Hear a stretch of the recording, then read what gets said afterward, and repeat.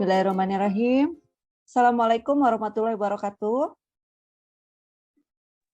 Waalaikumsalam warahmatullahi wabarakatuh. Salam warahmatullahi wabarakatuh. Selamat sore Bapak Ibu Guru hebat, dan hari ini kita lintas sektor, tidak hanya Bapak Ibu Guru saja, tapi juga ada dari rekan-rekan pendamping. Alhamdulillahirabbil alamin.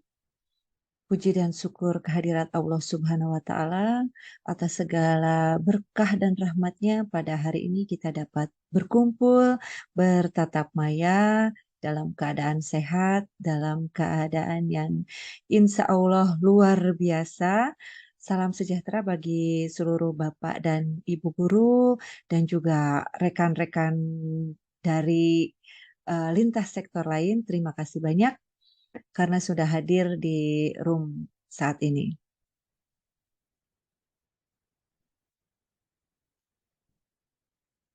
Pada kesempatan kali ini saya akan mencoba memaparkan ilmu yang saya peroleh sejak saya mengikuti pendidikan guru penggerak angkatan ke-6. Dan alhamdulillah sudah berjalan 1 bulan lebih. Insya Allah banyak memberikan manfaat ilmu yang saya peroleh dan ingin saya tularkan kepada teman-teman, ingin saya sharingkan kepada teman-teman supaya kita sama-sama menjadi guru yang lebih baik lagi, yang kemudian akan mampu bergerak, tergerak, dan menggerakkan dunia pendidikan ke arah yang lebih baik lagi. Saya minta waktu teman-teman sebentar untuk melihat saya sebagai artis hari ini di webinar hari ini untuk memaparkan materi tentang budaya positif. Kita langsung mulai saja untuk mengefektifkan waktu. Oke, saya coba share screen dulu sebentar. Kita berbagi informasi saja di sini, kita sharing ilmu saja di sini, tidak bermaksud untuk menggurui. Ya, apakah sudah terlihat? Sudah muncul belum ya? Sudah, Ibu, sudah. Sudah ada, Bu. Iya, terima kasih. Baik, sore hari ini kita akan berbicara mengenai budaya positif. Apa itu budaya positif, dan kita akan menggali lebih jauh tentang apa itu budaya positif. Kita mulai dari supaya tampilannya lebih besar di slide. Ya. Ini ada budaya positif, kemudian ya ini sudah tidak asing lagi ya. Apakah Bapak dan Ibu mengenal dengan sosok yang satu ini? Ya, mengenal, Bu. Ya, Bu, Ki Hajar Dewantara, Bapak Iya. Pendidikan. Betul sekali, Ibu Ani. Betul sekali. Di sini ada Bapak kita tercinta yang filosofi pendidikannya dipakai sampai sekarang. Beliau dikenal dengan KHD, disingkatnya KHD. Kemudian ada beberapa pemikiran dari Ki Hajar Dewantara yang sampai sekarang digunakan, bahkan di saat ini kita mulai dengan kurikulum merdeka, itu merupakan dasarnya adalah dari filosofi KHD. Kemudian apa saja pemikiran dari KHD tersebut? Di sini ada pengajaran dan pendidikan adalah memerdekakan manusia sebagai anggota persatuan atau rakyat. Kemudian ada asas trikon, yaitu continuate, konvergensi, dan konsentris. Kalau continuate itu artinya berkesinambungan, bahwa pendidikan itu dilakukan secara terus-menerus. Kemudian konvergensi di sini artinya adalah bahwa pendidikan itu mengambil dari berbagai sumber termasuk dari luar negeri. Kemudian kalau konsentris, pendidikan tidak lepas dari kepribadian bangsa. Kemudian ada semboyan pendidikan. Di sini ada Ingar Sosung Tulodo, Dia Mangunkarso, dan Tut Wori Handayani. Bapak Ibu guru pasti sudah hafal lah Kemudian rekan-rekan yang lain juga pasti sudah tahu dengan istilah dari KHD tersebut. Kemudian ada juga tripusat pendidikan, bahwa pendidikan itu adalah di keluarga, sekolah, dan juga masyarakat. Selanjutnya, dari filosofi KHD tersebut, maka muncullah nilai dari guru penggerak.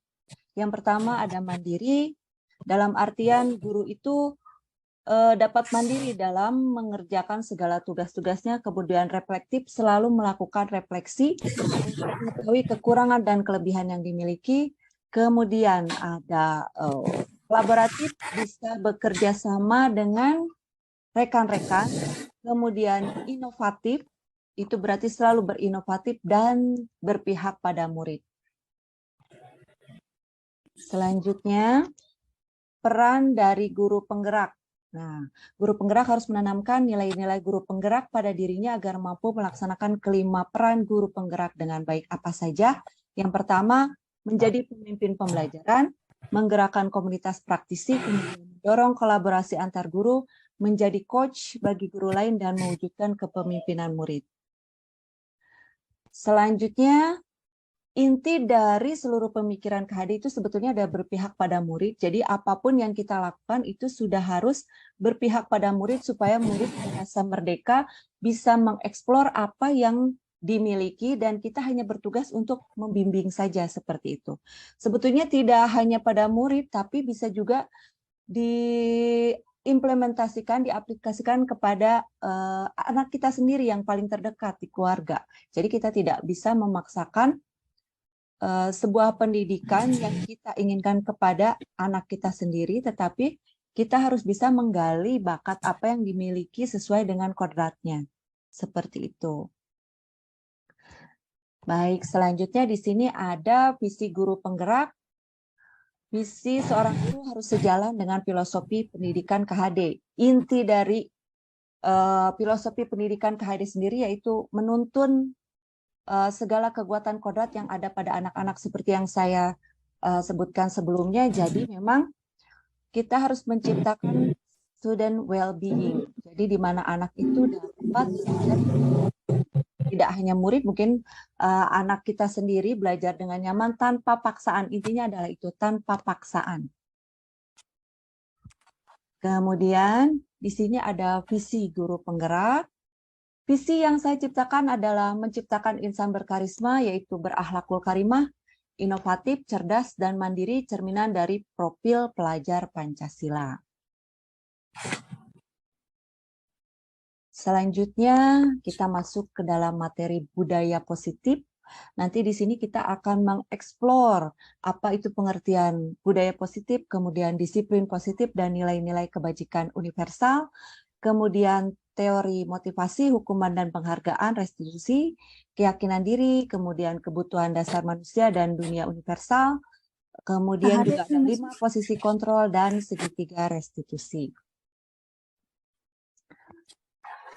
Baik, di sini budaya positif itu apa? Budaya positif adalah perwujudan dari nilai-nilai atau keyakinan universal yang diterapkan di sekolah.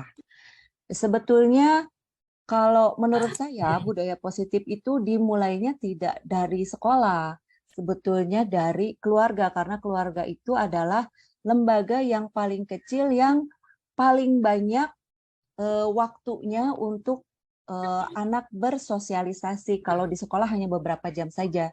Jadi budaya positif ini sebaiknya diterapkan mulai dari tingkat keluarga, kemudian sekolah, baru kepada masyarakat. Nah, di sini salah satu cara yang dilakukan guru dalam membantu siswa tumbuh maksimal untuk mempunyai karakter profil pelajar Pancasila adalah dengan membangun budaya positif yang berpihak kepada murid. Membangun keyakinan atau visi sekolah yang menumbuhkan dan mengembangkan budaya positif. Nah, jadi intinya budaya positif ini, jadi yang ditekankan adalah di mana anak atau siswa tidak merasa terpaksa, tidak merasa dibunuh karakternya oleh guru ataupun orang tua, di mana guru maupun orang tua itu berpihak kepada murid ataupun anak. Nah, di sini Kita akan membahas tentang disiplin positif dan nilai-nilai kebajikan universal. Bapak Ibu, kalau misalkan Bapak Ibu mendengar tentang disiplin positif, apa yang ada di pikiran Bapak dan Ibu? Disiplin aja, tentang kata disiplin. Sesuatu yang memaksa. Sesuatu yang memaksa, betul. Ada lagi Bapak Ibu, disiplin. Disiplin itu biasanya lebih ke kata taat mungkin ya kalau disiplin. ya, Harus gitu, sesuatu yang harus. sangat diharuskan. Nah, iya betul sekali. Nah, disiplin itu Kudu. Nah, iya betul, kudu pisan gitu, wajib. Nah, wajib Pemaksaan melakukan sebetulnya ya. pemaksaan. Ulah Nah, itu. iya.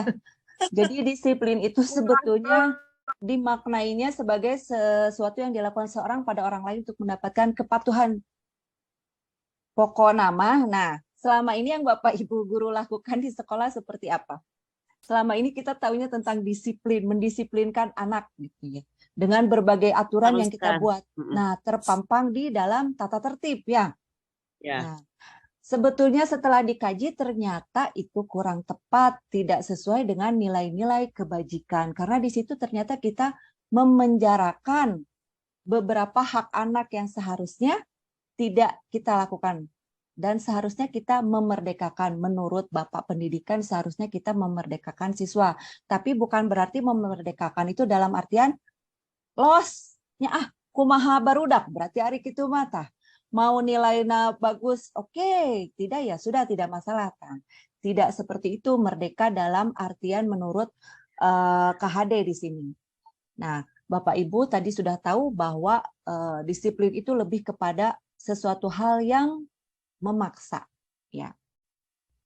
Di sini ada yang saya bold di sini, merdeka itu artinya tidak hanya terlepas dari perintah, akan tetapi juga cakap buat memerintah diri sendiri. Nah, kalau misalkan ditambahkan dengan kata disiplin positif, maka diarahkan menjadi bahwa tidak terlepas dari perintah, akan tetapi juga cakap membuat memerintah diri sendiri dalam artian disiplin itu tidak diperintah oleh orang lain, tetapi diperintah oleh diri sendiri. Seperti itu.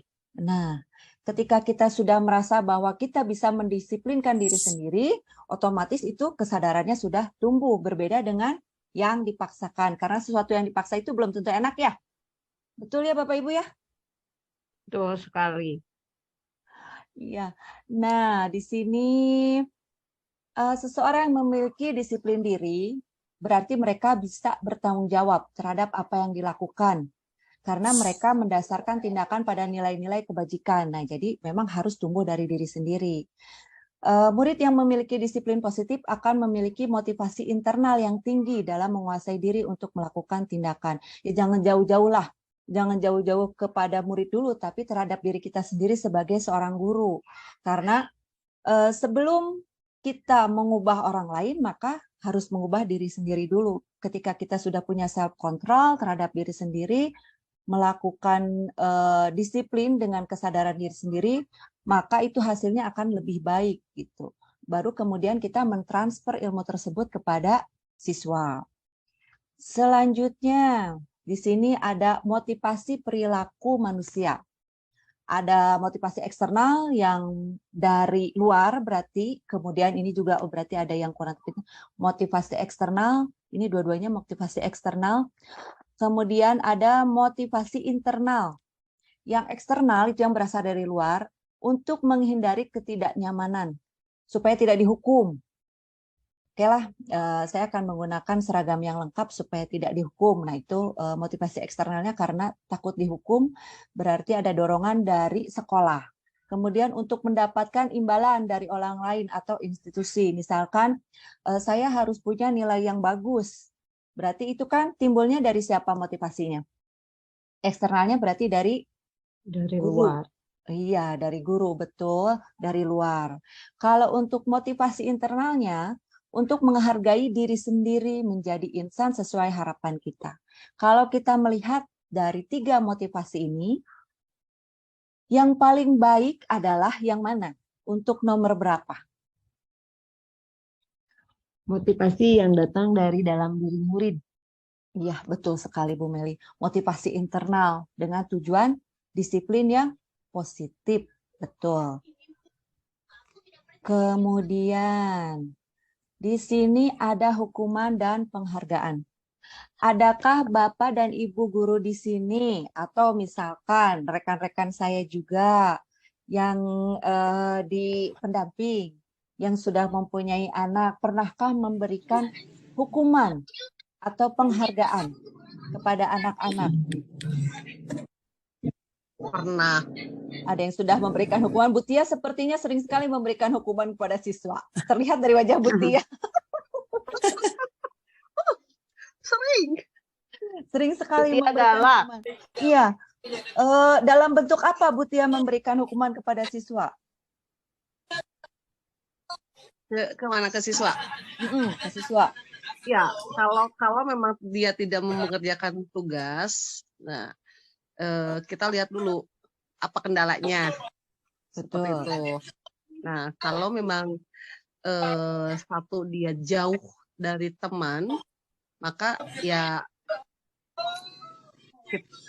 saya kasih hukumannya ya berupa materi apa yang dia pahami gitu. Gitu loh, Bu. Oke. Ya, siap. Seperti itu saja. Jadi tidak terlalu memberatkan supaya tong tidak melanggar HAM inti nama eta we lah. Ya. Betul sekali ya. Kemudian terkadang kita berpikir hukuman apa yang mendidik, hukuman yang mendidik gitu ya. Cuma akhir-akhir ini kan banyak sekali istilah-istilah dalam dunia pendidikan yang dirubah supaya diperhalus mungkin ya. Seperti dulu, kalau dulu tuh ujian kemudian dirubah menjadi ulangan karena terdengarnya masih terlalu berat. Ulangan dirubah kembali menjadi penilaian. Nah, sama seperti hukuman itu kesannya lebih cenderung ke hal yang negatif, maka dirubah hukuman itu menjadi konsekuensi. Apa perbedaan dari hukuman dan konsekuensi? Ada Bapak dan Ibu bisa membaca di sini. Kalau hukuman itu salah satunya bisa membuat anak sakit untuk jangka waktu lama, baik fisik maupun hati. Nah, kemudian sifatnya juga paksaan, sedangkan kalau konsekuensi itu berupa tanggapan. Kemudian kalau hukuman anak membenci kedisiplinan, dan kalau konsekuensi anak menghargai disiplin. Jadi mungkin sekarang istilahnya akan dirubah menjadi konsekuensi. Kemudian kita pindah ke penghargaan. Menurut Bapak dan Ibu, apakah penghargaan tersebut nilainya positif atau negatif? Pemberian penghargaan nih. Pernahkah Bapak dan Ibu melakukan pemberian penghargaan di kelas atau kepada anak?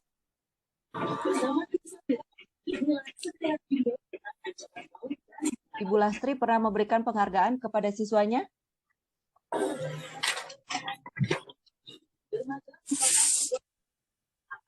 Pernah, Bu? Pernah. Dalam bentuk berikan kalau kelas 1 tuh biasanya bintang gitu ya, atau misalkan ini dapat permen misalkan ya penghargaannya. Nah, seperti itu. Pernahkah Bapak dan Ibu berpikir kalau penghargaan yang kita berikan dapat menyakiti siswa yang lain? Tidak terpikirkan siswa yang lain. Iya. Pernah terpikir sampai ke sana tidak? Tidak, tapi karena memang itu sudah sesuai dengan kemampuannya gitu loh. Betul Bu Tia. Menurut pandangan kita seperti itu, tetapi ternyata di dalam satu kelas itu ketika kita memberikan penghargaan kepada satu orang, ternyata ada 1-2 hati yang terluka. Kenapa bisa seperti itu? Dia mah emang biasa dapat terus, misalkan karena dia selalu juara terus. Ada saya mah tara gitu, nya udah gitu. Dan ada perasaan, ada saya mah emang anak yang nggak bisa, saya mah anak yang bodoh. Nah, di situ ternyata ada, tanpa kita sadari ada hati anak yang terluka gitu. Sama seperti kalau misalkan kita di rumah punya anak 2, yang satu kadang kan kita kalau misalkan ke anak nih, nanti kalau misalkan dapat ranking ibu kasih ini gitu. Kemudian ketika ternyata yang A mendapat ranking dan yang B tidak, di situ pasti ada perasaan yang B itu perasaan menciut lah istilahnya hatinya. Nah, disitulah kita melukai tanpa kita sadari. Nah, jadi mohon dipertimbangkan ketika kita akan memberikan hukuman dan penghargaan. Kalau istilah hukuman mungkin akan lebih baiknya diganti dengan konsekuensi gitu ya. Tapi Baik. mungkin maaf Ya. maaf Bu Ya. Pepi kasih pandangan mungkin ya. Tapi memang betul seperti itu. Tapi barangkali itu bisa menjadi pemicu gitu loh. Nah, iya, Nah, betul Nah, sekali. kebetulan itu yang sering saya lakukan pada awal-awal seperti begitu. Tapi alhamdulillah semakin ke sini semakin banyak anak yang Bu asih ibu mah teu bagian sok kamu jawab. Leras Alhamdulillah bisa ya. gitu. Nah, Awal-awal memang seperti itu, tapi lama-lama dia menjadi terpacu gitu loh untuk bisa. iya, betul, Bu. Jadi terkadang memang kita harus melihat karakteristik anak ya, karena karakteristik anak di setiap pribadi itu memiliki karakteristik yang unik. Hanya masalahnya adalah kita di lingkungan sekolah negeri itu dengan satu kelas yang lumayan banyak, 50 di atas 50 itu agak lumayan untuk susah mengetahui karakteristik anak. Selagi memang itu dapat memberikan kemajuan yang positif, berarti tidak masalah gitu. Hanya ketika ternyata ada yang kita lihat mungkin bisa diberikan misalkan motivasi gitu ya, ketika misalkan dia merasa kita lihat nih kayaknya dia murung nih karena tidak mendapatkan penghargaan dari kita, kita bisa memberikan motivasi. Hanya mungkin ya batasan-batasannya saja yang perlu kita ketahui di situ saja. Jadi controlling kita juga penting dalam mengelola kelas. Ya, begitu Bu Tia ya. Selanjutnya, nah ini yang saya bahas tadi. Jadi dihukum oleh penghargaan. Beberapa dampak dari pemberian penghargaan ini menurut Alficon gitu. Jadi pengaruh jangka pendek dan jangka panjang, kemudian penghargaan menghukum, penghargaan mengurangi ketepatan, tidak efektif, merusak hubungan, kemudian juga mematikan kreativitas dan mengurangi motivasi intrinsik seperti itu. Nah, di sini ada keyakinan kelas. Keyakinan kelas itu sebetulnya kita mengenalnya selama ini tata tertib kelas. Tata tertib lebih mengarah kepada yang tadi itu disiplin, harus dipatuhi oleh siswa. Nah, ternyata lebih efektif, ini sudah saya buktikan ya, lebih efektif ketika kita membuat keyakinan kelas.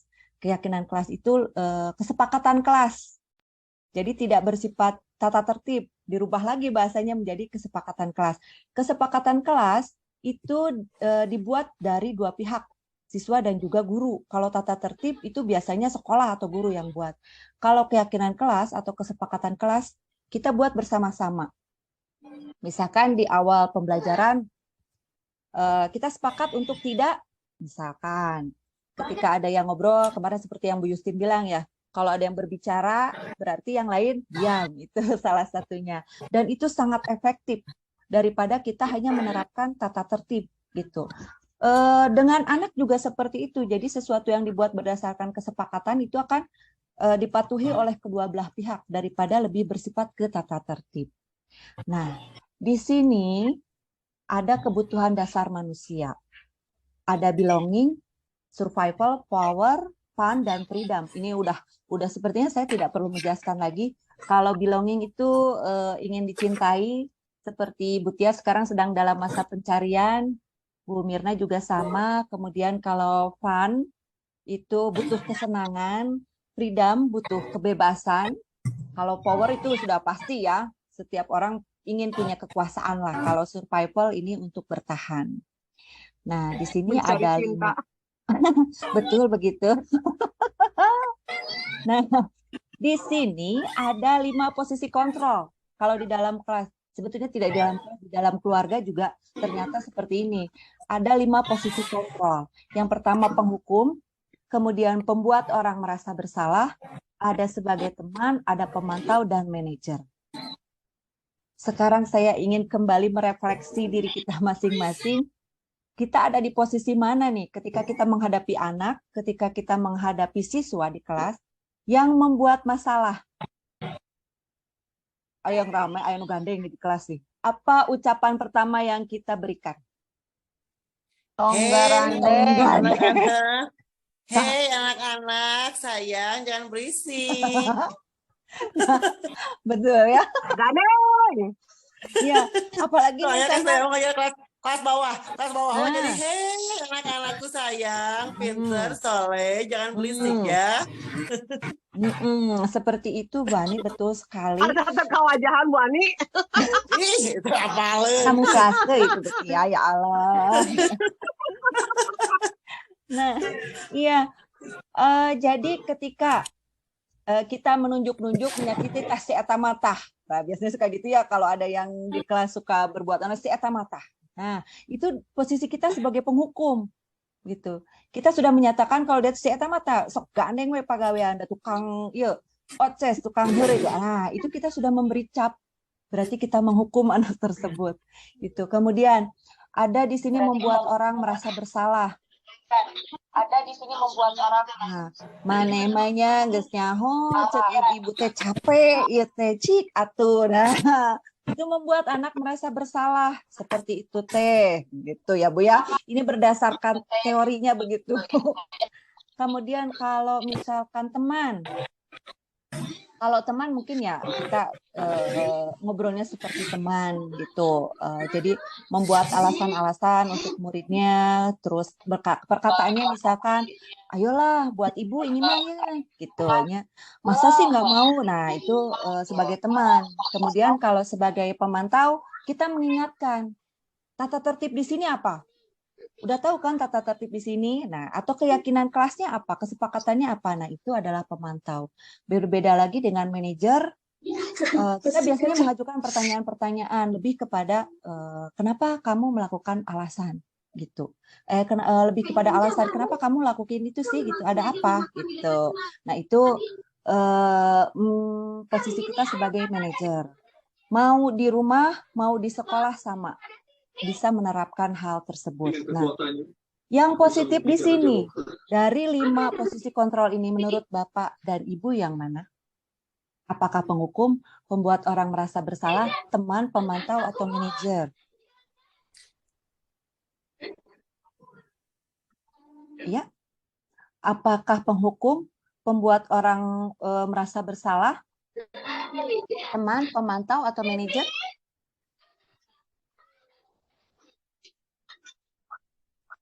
Saya ada di menjadi teman buat Saya murid juga ada saya. di teman.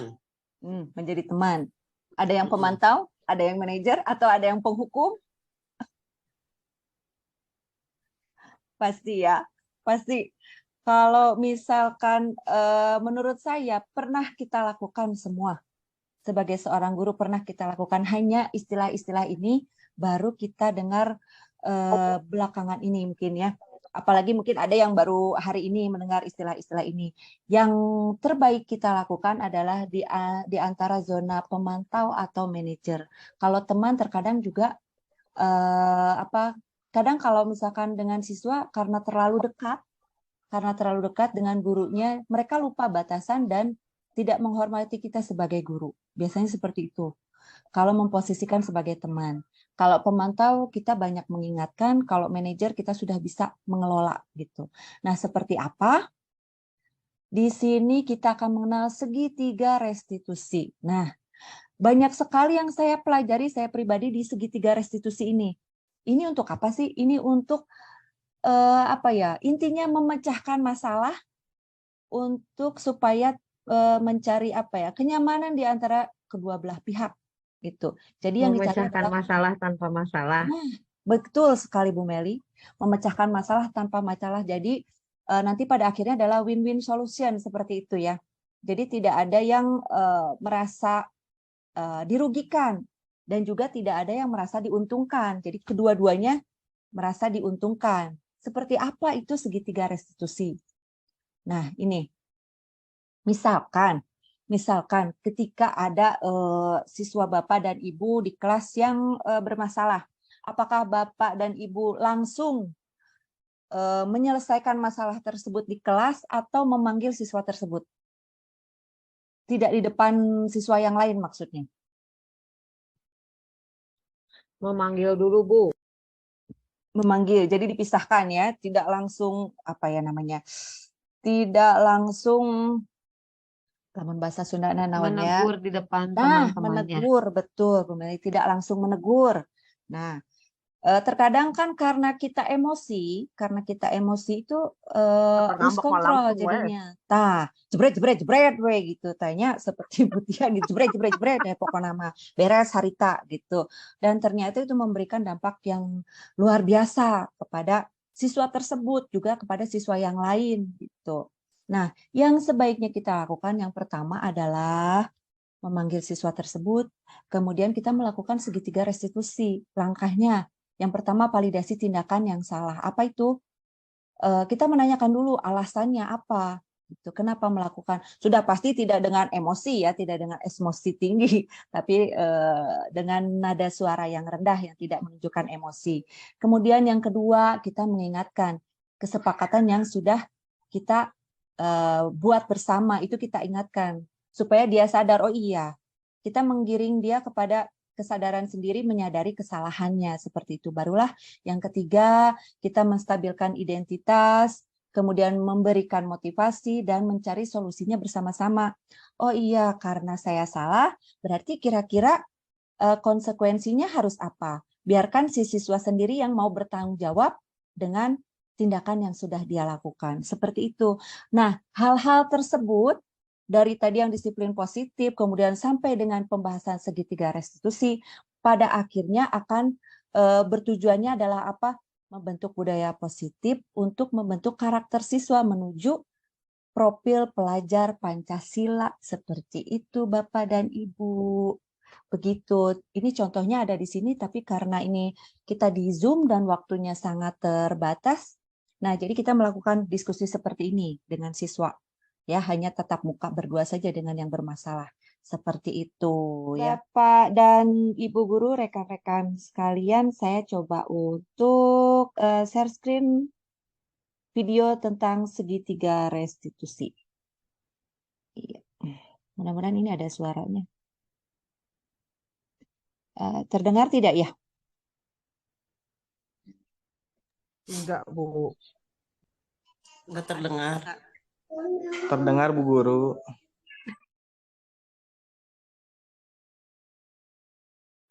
Waalaikumsalam. Tania, apa kabar hari ini? Baik, Bu. Nah, Tania tahu tidak hari ini kenapa dipanggil sama Ibu? Tidak tahu. Tidak tahu. Kemarin Tania pulang sekolah kemana? Pulang ke rumah, Bu. Pulang ke rumah. Harusnya kemarin Tania ada tugas apa di sekolah? kelas. Nah, ada piket kelas. Lalu, kenapa Tania pulang buru-buru? Minta maaf, Bu. Kemarin Tania pulang buru-buru. Kenapa pulang buru-buru? Ibu Tania sakit kemarin. Jadi Tania pulang cepat. Oh iya, baik. Ibu Tania sakit, jadi Tania harus pulang cepat-cepat. Ya. Ibu juga dulu pernah melakukan kesalahan karena tidak melaksanakan piket di kelas. Nah, sekarang Tania masih ingat nggak kesepakatan di kelas kita? Iya, Bu. Alhamdulillah. Harus piket. Harus melakukan piket. Nah, harus melakukan piket kelas. Karena Tania kemarin tidak melakukan piket kelas, Tania tahu tidak apa yang harus Tania lakukan? Minta maaf kepada teman dan guru. Lalu apa lagi? Melakukan piket kelas hari ini. Iya, betul sekali. Jadi hari ini Tania melakukan piket kelas untuk mengganti piket ya? Piket yang kemarin. Piket yang kemarin. Baik. Karena Tania sudah mengutarakan alasan Tania kenapa, kemudian sudah mau bertanggung jawab dan melaksanakan piket hari ini, tidak lupa nanti pulang sekolah Tania harus melaksanakan piket kelas dulu ya. Iya, Bu. Nah, nanti kalau misalkan Tania ada keperluan lain yang mendadak seperti ibu sakit, Tania harus izin terlebih dahulu kepada guru. Baik, sekarang Tania boleh kembali ke kelas ya. Jangan lupa nanti tugasnya ya. Ya, terima kasih Tania.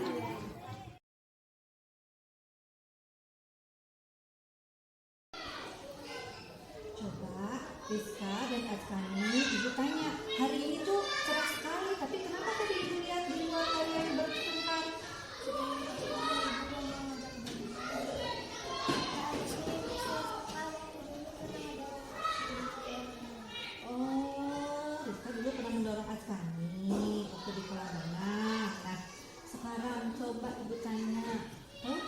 kenapa dipanggil hari ini sama ibu? Sekarang dipanggil sama ibu. Tidak tahu. Tadi yang kalian lakukan apa di luar? Berantem. Nah, iya berarti kan ibu sekarang memanggil Asani sama Rika karena apa? Karena berantem. Coba sekarang alasan berantemnya apa? Ibu ingin dengar alasan berantemnya apa? Kenapa? Dari Asani dulu deh. Kenapa?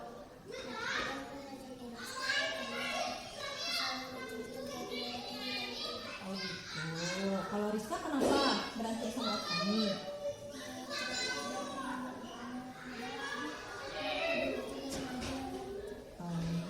Ya sekarang ibu udah dengar alasannya. Rizka tidak mau mengajak Asani renang karena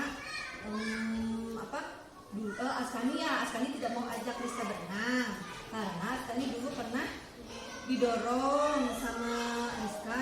Nah, ya setiap orang pasti pernah melakukan kesalahan. Ibu juga sama pernah melakukan kesalahan. Ibu suka nggak berantem dulu sama teman. Ibu suka dulu pernah berantem sama teman, apalagi sama saudara. Ibu juga pernah. Tapi kita tidak boleh terus-terusan berantem dengan teman, apalagi berkelahi dengan teman, ya kan? Kalau tidak ada teman bagaimana rasanya? Iya sedih kan? Nah, ya sekarang alasannya tadi ibu sudah tahu. Nah, ibu juga lihat ini kerudungnya Rizka kotor, kenapa? Oh, tadi berantem dengan Asani. Nah, waktu dulu Asani, siapa tadi yang mendorong? Rizka yang mendorong. Sudah minta maaf belum ke Asani? Belum? Dan dulu belum pernah minta maaf ke Asani? Nah, karena sekarang Rizka sudah tahu itu salah atau tidak? Salah. Harus seperti apa berarti Kak Asani? Minta maaf. Ini untuk kesalahan dulu ya. Sekarang Rizka minta maaf dulu sama Asani. Coba. Ya udah ya. Sekarang kita minta maaf. Nah, untuk karena dulu Rizka pernah melakukan kesalahan, jadi kalian tadi berkelahi kembali, berantem kembali. Nah, itu tidak baik ya. Masih ingat tidak dengan kesepakatan kelas yang sudah kita buat? Apa itu salah satunya?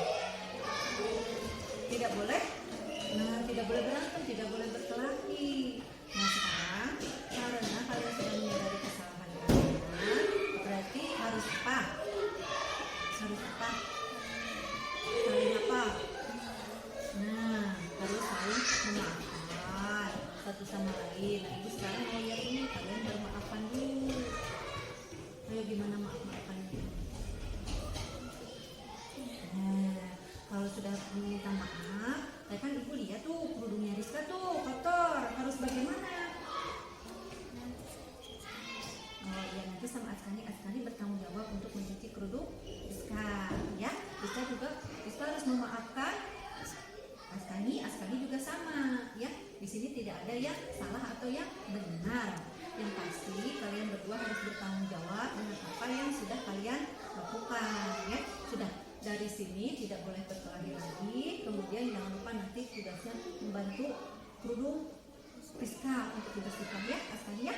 Dari Rizka juga ya. Baik-baik di kelas, tidak boleh berantem lagi. Sekarang boleh kembali lagi ke kelas ya.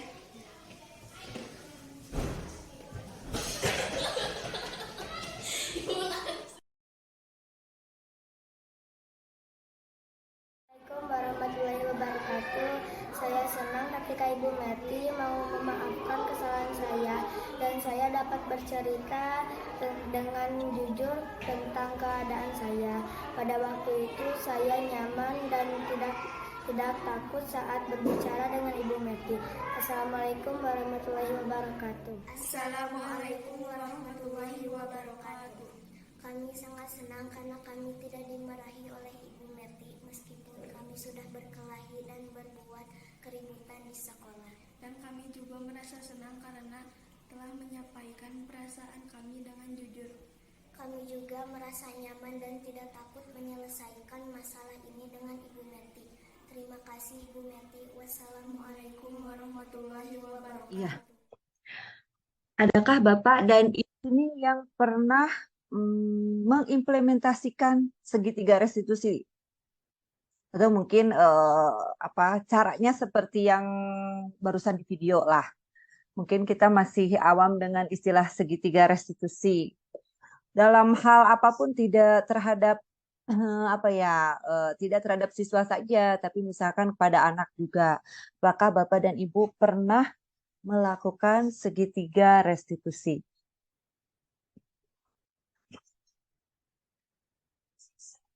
Ada yang pernah?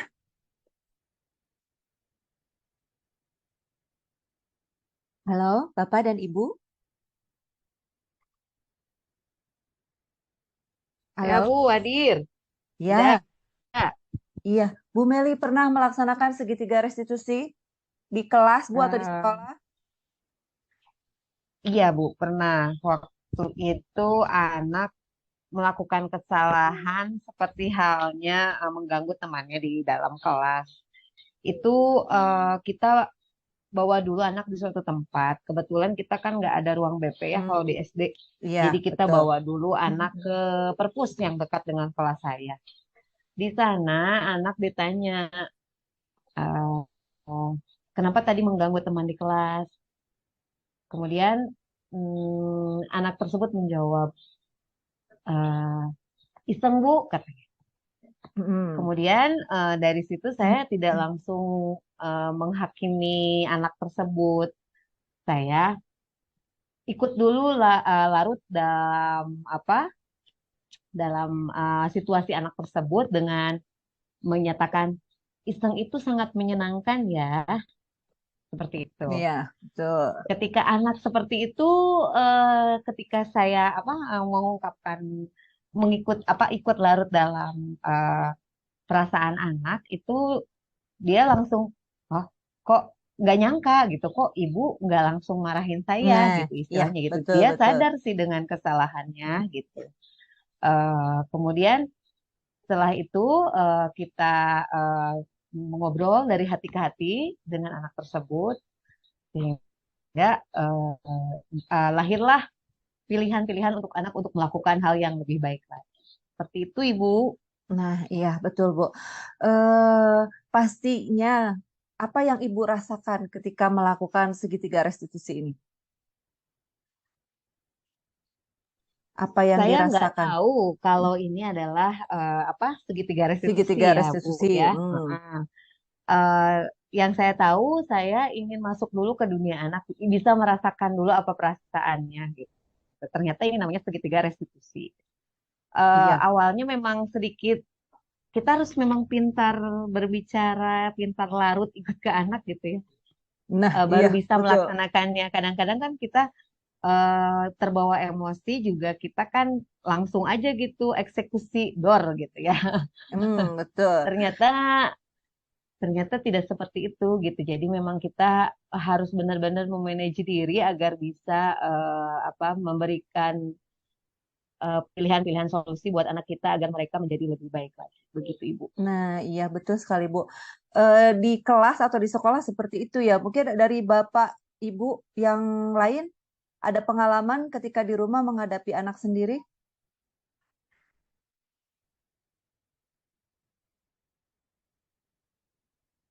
Ada atau mungkin biasanya sepertinya seperti kata Bu Meli barusan ya, langsung tembak saja dor gitu ya, Bu.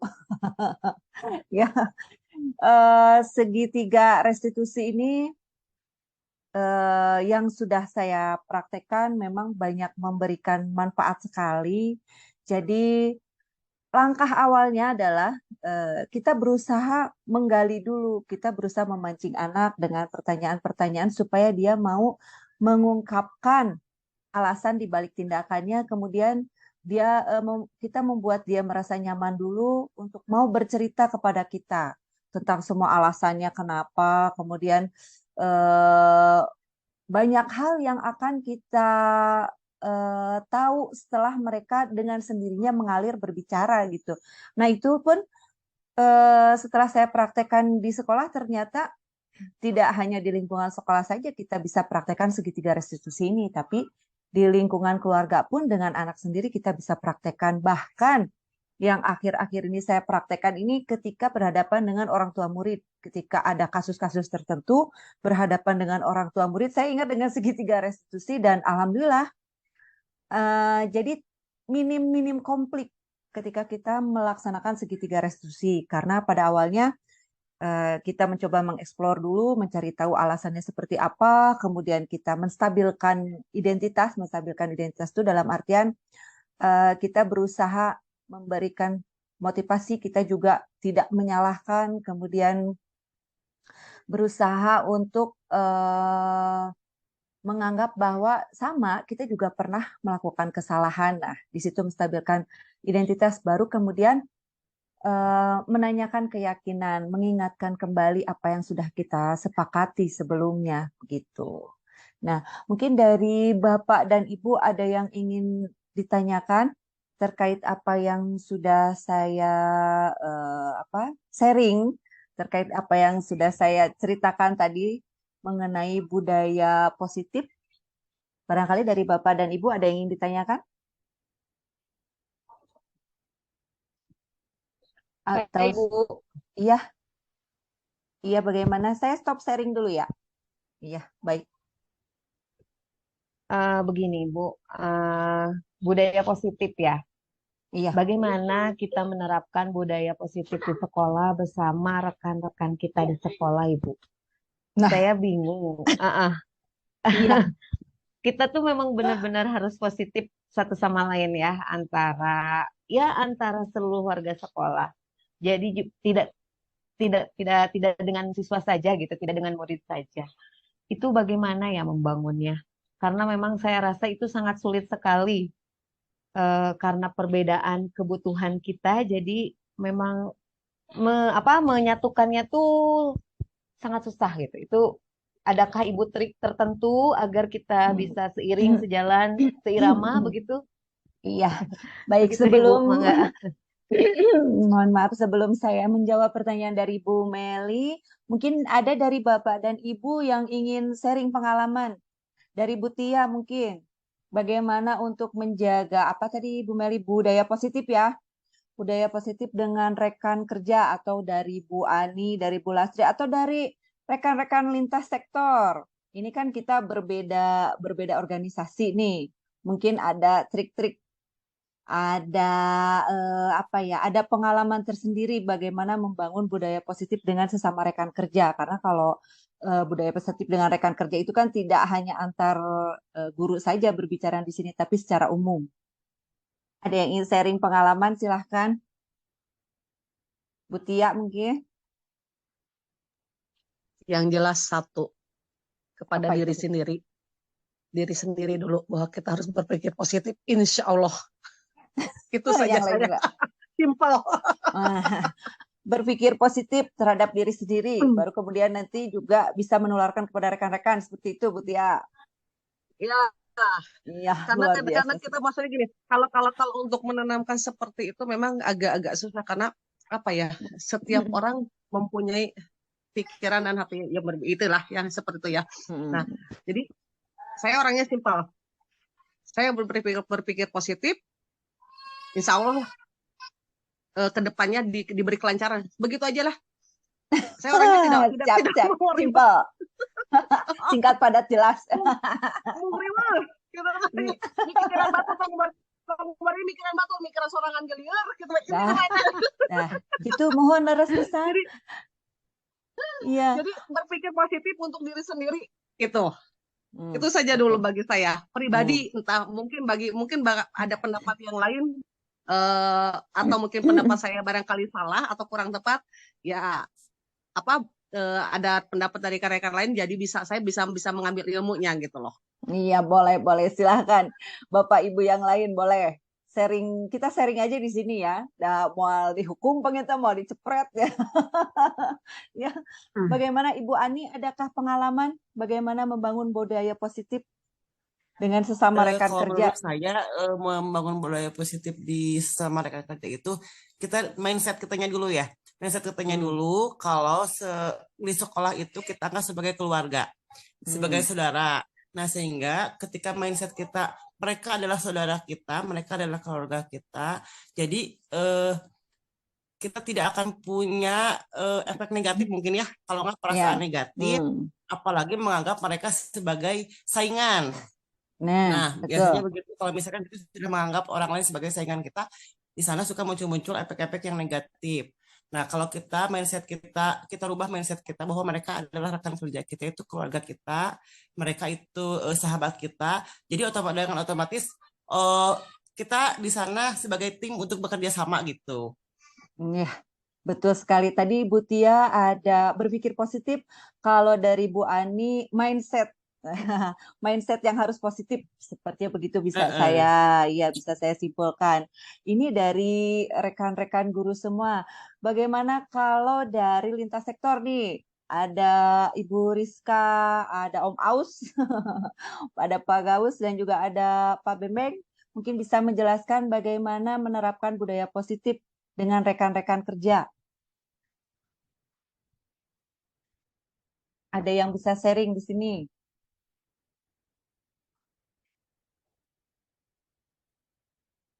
Nah, ada Pak Cepi juga.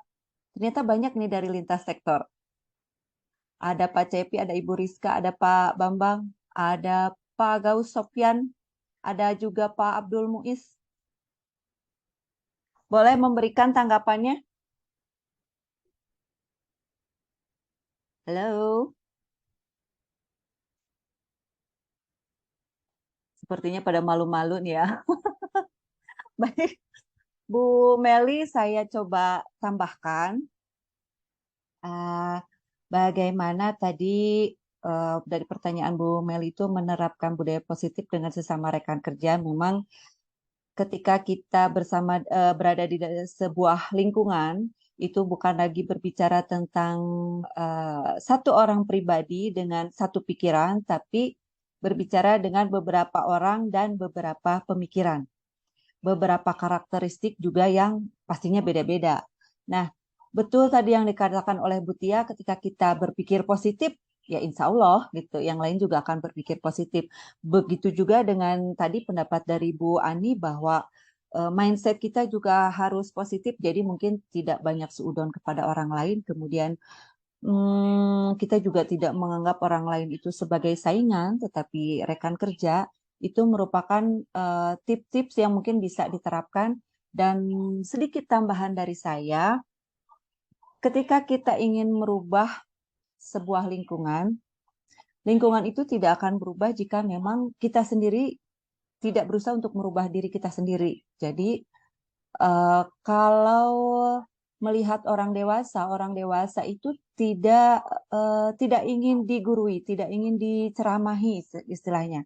Jadi akan lebih baik melihat bahwa kita bisa menjadi teladan untuk mereka begitu. Hanya mungkin terbenturnya nanti ketika kita memberikan contoh yang baik, teladan yang baik, ada saja tetap yang berpikiran negatif bahwa eta masuk cari muka gitu. Ada we mungkin ya selentingan seperti itu. Eta masuk kayak kapake wae atau dan yang lain-lain pemikiran-pemikiran negatif yang tentunya hal tersebut sebaiknya bukan tidak dihiraukan oleh kita, tapi sebaiknya menjadi masukan untuk kita sehingga kita bisa mencari ini solusinya harus seperti apa gitu. Karena kan biasanya semakin tinggi pohon, pasti akan semakin kencang anginnya. Berarti kita harus menjadi pohon yang lebih kuat supaya ketika anginnya semakin besar, kita tetap berdiri kokoh. Seperti itu Bu Meli. Mungkin bisa membantu Bu Meli untuk mengatasi permasalahan-permasalahan. Sebetulnya bukan Bu Meli saja, tapi saya pribadi juga seperti itu. Banyaklah ada beberapa pengalaman-pengalaman terkait istilahnya apa ya, bukan benturan mungkin ya, perbedaan pendapat dengan rekan-rekan kerja seperti itu. Ya, dari Bapak Ibu yang lain ada yang ingin disampaikan? Bu Meli bagaimana? Sudah cukup atau masih ingin mendengar dari yang lain? Cukup Ibu sepertinya. Jadi intinya tong seueur kupingan gitu penginten ibunya. Ya, begitulah. Terkadang duganya gimana ya, tong seueur ku kupingan, da ka kupingnya Bu Meli. Pun, apalagi kalau seperti kalau Bu Ani mungkin sudah tahan banting karena sudah banyak bersosialisasi dengan berbagai karakteristik orang dan saya yakin rekan-rekan di pendamping Betul, PKH betul. apalagi. Nah, kalau rekan-rekan yang pendamping ini kan berhubungan langsung dengan masyarakat yang sudah pasti eh, tidak hanya satu atau dua kali lah berbenturan dengan masyarakat, pasti banyak perbedaan pendapat. Tapi ya insya Allah kalau misalkan kita ya tadi kuncinya berpikir positif, mindset kita tetap positif, dan istilahnya Pak, menjaga kewarasan diri dengan memperkokoh akar pohon itu sudah cukup sepertinya. Menjadi Kita tips bodo yang amat Intina, itu Bu Meli ya. Kita harus nah, bodo amat. intina mah uyos Siap, hayang Marisa, ngeundeurkeun bodo teh amat. 12 ente uyos. Antepkeun hayang nonton 12, 15, 17. Mangga we. tenang Bu Tia, tenang, jangan terbawa emosi jiwa. Makanya berpikir positif tuh. Gitu. Ya, betul sekali Bu Tia ya. Karena itu yang akan membawakan kita kepada selembar kertas mungkin ya.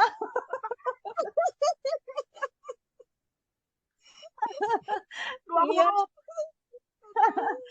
Baik, Bapak dan Ibu, luar biasa sekali diskusi kita pada hari ini. Kemudian pemaparan mengenai budaya positif juga mudah-mudahan akan memberikan banyak manfaat yang Bapak Ibu bisa diterapkan tidak hanya di lingkungan sekolah, tapi juga di lingkungan keluarga, apalagi di lingkungan masyarakat.